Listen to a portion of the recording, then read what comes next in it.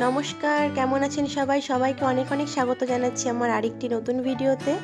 আর এই যে ভিডিওটা দেখতে পাচ্ছেন, এটা ছিল 10ই ডিসেম্বরের ভিডিও। আমরা দেশে যাচ্ছিলাম, মানে ইন্ডিয়া যাচ্ছিলাম। হঠাৎ দুবাই থেকে হঠাৎই সেদিন আমরা ইন্ডিয়া যাচ্ছিলাম। আমরা বোর্ডিংয়ের লাইনে দাঁড়িয়ে আছি।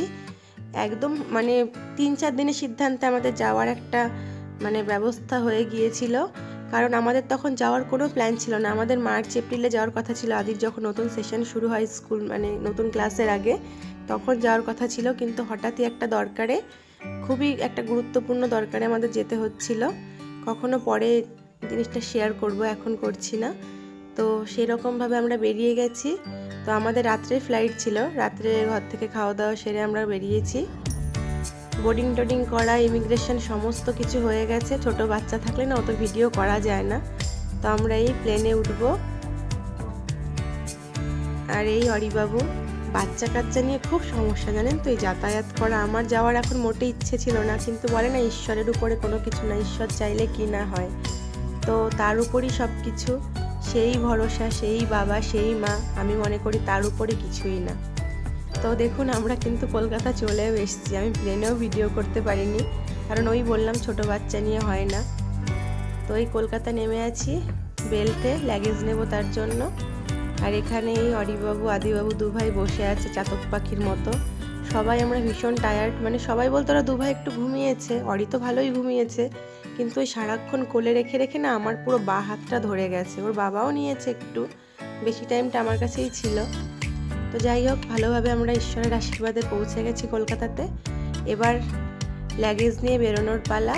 আমাদের কলকাতা নেমে সমস্ত কিছু কমপ্লিট হয়ে গেছে। এবার লাগেজ নেব, তারপর বেরিয়ে যাব। কত ভালো লাগে না নিচের জায়গাতে আসলে। তো যাই হোক, আসার তো কোনো রকম কোনো ইচ্ছে ছিল না এখন, তাও আসতে হলো। আর এই লাগেজ নিয়ে আমরা বেরিয়ে পড়েছি, ওয়েট করছি গাড়ির জন্য। গাড়ি চলে এসছে অনেক আগেই। তো বাবা ফোন করলো, বললো এই বেরোচ্ছি। তো ওরা পার্কিং থেকে বেরিয়ে আসছে। সাথে আমার দিদি আর রূপও আসছে। তো এবার গাড়িতে উঠে আমার শহর, আমার নিজের শহর বনগাঁ যাওয়ার পালা আর কি। তো আমাদের 2 ঘন্টা 10-15 মিনিট মতো লাগবে। আমরাই বেরিয়েছি। রাস্তায় হয়তো বামনগাছিতে দাঁড়াবো, একটু চা খেয়ে নেবো ওখান থেকে, তারপর সোজা একদম বনগাঁ। কলকাতা নেমে না প্রচুর শীত লাগছে, কারণ এই দুবাইতে তো এখন এত শীত পড়েনি। তারপরও কেমন একটা মেঘলা মেঘলা ভাব।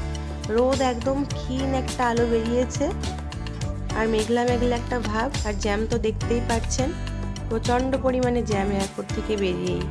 তো আমাদের মোটামুটি ওই 2 ঘন্টা 15-20 মিনিট লাগবে। আর মাঝখানে একটু দাঁড়ালে একটু তো টাইম লাগবেই আর কি। তো পৌঁছেই গেছি কলকাতা। এবার যাব বাড়িতে। সবাই প্রচুর ভালো থাকবেন। আর আমার এই ছোট্ট ভিডিওটা ভালো লাগলে ভিডিওতে একটা করে লাইক করবেন। সবাই প্রচুর ভালো থাকবেন। Bye bye.